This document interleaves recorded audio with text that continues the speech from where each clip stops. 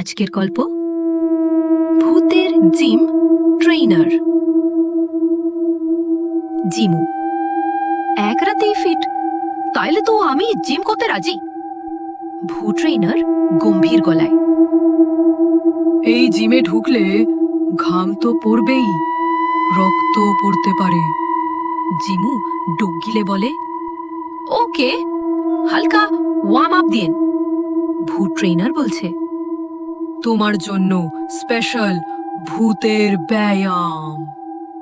জিমু বলছে, এই দম্বেল উঠতেছে কেন ভাই? ভূত ট্রেইনার, ওরা জানে কিভাবে চাপ দিতে হয়। জিমু হাঁপাতে হাঁপাতে বলছে, ভাই আমি তো মরতেছি। ভূত হেসে বলছে, তাই তো বলছি, জিম করো না হলে মারা পড়ো। এরকম মজার গল্প পেতে সাবস্ক্রাইব।